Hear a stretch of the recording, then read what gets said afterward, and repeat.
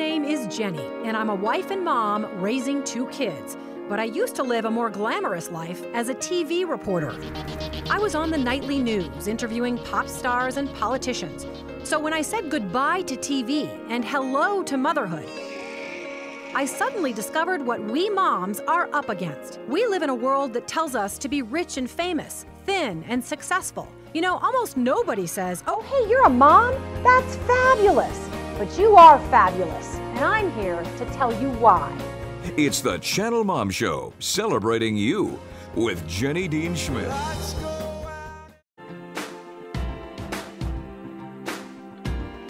Okay, welcome back to the Channelmom Show, where we are celebrating you, Mom, on Mile High Sports Radio.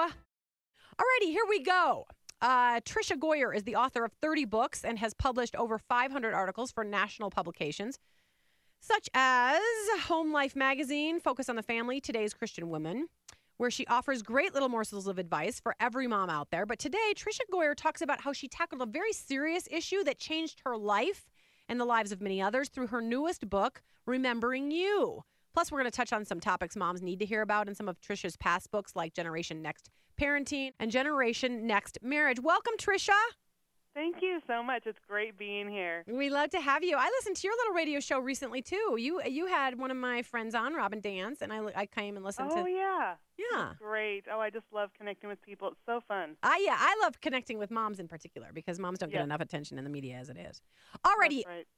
Wow, girl, you went on vacation and you turned it into a novel. We should all be so lucky. Tell us about Remembering You and what happened that caused this book to unfold. And I really want you to get to the story of how people were reunited and soldiers came to you pouring their hearts out and crying. And so tell us about Remembering You. Okay. Well, I was actually on vacation in 2000 with 2 friends. They were both writers, and they were researching. I was just along for the ride. And we ended up going to Mauthausen concentration camp in Austria, and I was not looking forward to it. I thought, why go to a concentration camp when you're on vacation? But the historian there started telling us these stories about the 11th Armored Division, about these 23 American GIs that had been on reconnaissance, that didn't even know a concentration camp was there. They came upon it, they opened the gates, and freed 25,000 prisoners. And I was just so overwhelmed. I came home. The story wouldn't leave me. And I ended up contacting the division. I just wanted to know if any of those men were still alive. And they got me in touch with some of them, and all these men invited me to their reunion. So I was able to go to their World War II reunion and hear their stories. I interviewed, I've been to 3 of their different reunions. I've interviewed over 100 of the veterans from that division and 10 of the original 23 that actually liberated the camp. And they poured out their heart. They told me their experiences. I mean, their chins would quiver as they told me about what it was like, and tears would be in their eyes as they talked about the people that were so close to death, and they tried to care for those and save those that they could, but so many didn't make it. And as they told me the stories, I thought, okay, I need to write a novel out of this, and I ended up writing some historical novels, so those have been out for a couple years. But as I've built these relationships with these men, and our relationships have continued on. They call me, they email me, they send me letters. I thought about what it would have been like to take them and go back to all those places. I've been to many of the battle sites, but what would it have been like to be with one of the veterans? And that is what inspired the story, Remembering You. Ava is actually she's a TV producer that takes her grandpa back to Europe to visit all his old battle sites. She wants to get some shots for her show. But in the end, she ends up building these amazing relationships with her grandpa, and she helps to reunite him with someone from his past, which ends up, that's also inspired by that true story. Yeah.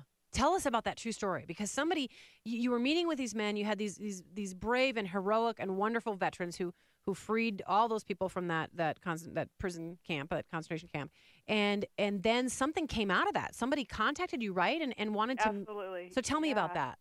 Well, about a year after my first novel, From Dust and Ashes, came out, about the 11th Armored Division, I got an email from a woman named Hannah, and she said that she had been in the camp and she wanted to know if I knew any of the medics. And I said, well, I only know one. Out of all the men I interviewed, there's only one medic. His name is Leroy Peterson, but here's his contact information. And so the next day I get this call from Leroy, and he's like, you're not going to believe it. And then he proceeded to tell me the story. He was the third person into the camp. He was a medic. Of course, there's all these people that he has to care for. And he came upon a baby. She was only 3 weeks old at the time. She was very tiny. She was close to death because of the horrible conditions of the camp. She had boils covering her whole body. Her mom wasn't able to produce enough food for her because her mom was starving. He found food. He found milk. He cleaned and lanced all the wounds. It took him almost a whole day to care for this baby, and then he handed her back to her mother, never knowing if she survived. And the woman that contacted me, Hannah, was the baby. Oh, I'm going to cry. Oh, my gosh. And so did she talk to Leroy to thank him? Yes, they were able to. She called them up, and, of course, she's looking for the person and found out he was the person that had saved her life. And he had been wondering all these years, and, of course, she had been wondering about the man who had saved her. She flew to Chicago, and they were able to meet. And then the Austrian government heard about their story and flew them both to Austria, and they were reunited again at the concentration camp. So they were able to be there together in the place where they had first met. Oh, I'm just going to put it out there, Tricia. God used you on that book. I mean, that is amazing. That is amazing that they were able. It is amazing. Because I'm sure it was a heart question. For their whole lives, they both had that question. Who was that person? In one case, did the baby survive? And in the other case, I really want to thank that man. And it came true, an answer to a heart question. Awesome. Absolutely, yeah. And that, there's a reunion in the novel Remembering You, and it was inspired by that. Because, you hear these stories and you think, okay, they say truth is stranger than fiction. Well, yes. I took the truth and wove it into fiction. And just I love honoring the men.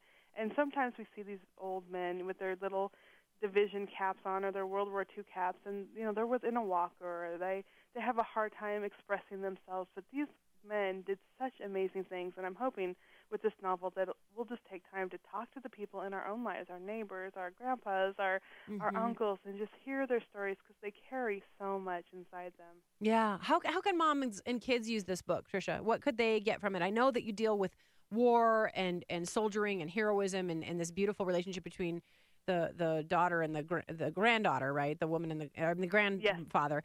Yes. And you also, I think you said you even deal with the healing from guilt, which every mom probably could identify with. Absolutely. What are some ways moms could use this with their children, this book? I think if they're over 12, they could read it aloud, read it together, share it, because, there's no sex, no language. It's a clean read, so they can read it with their kids. But also, even if they have younger kids, I think talk to them about veterans, talk to them about World War II. I don't ever remember my parents talking to me about that. You learn about it in school a little bit. But then maybe there is someone from church, and, invite them over for dinner and ask questions if they're willing to talk. And so many veterans say, no one asks me. They say their kids don't know their stories because they never ask and they don't care. They say they live busy lives. They don't want to know my stories. And so I think we can encourage our children to ask and let them know.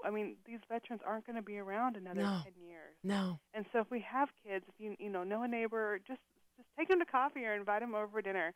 They don't have to go into all the details if they're not comfortable, but ask them about, boot camp and what it was like to go overseas.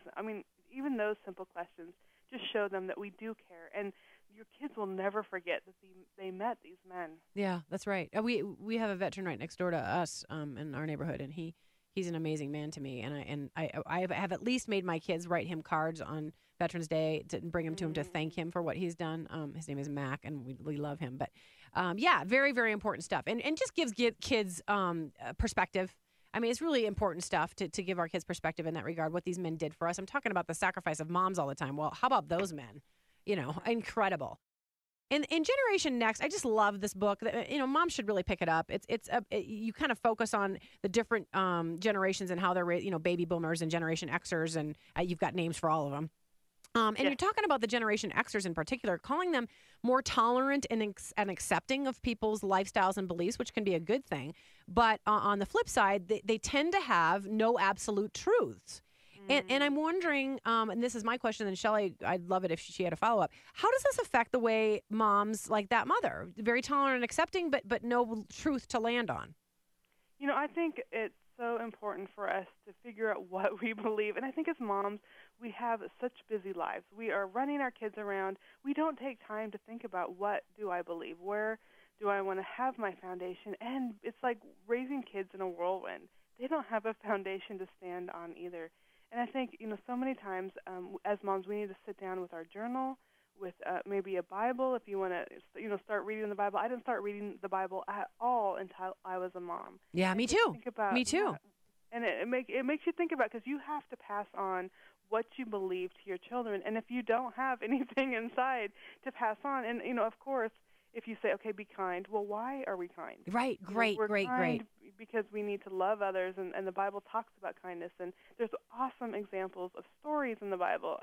When my kids were little, we would sit down and read Bible stories to them. And I learned just as much as they did with it. And I think so many times it is okay to understand that there are people that are different from us. And we definitely want to teach our kids that we're not all alike. We have different beliefs. We have different thoughts. But for ourselves and for our kids, we need to know what we believe. And we need to seek it out before our kids get too old. And then they get wrapped up in being drawn all different types of ways.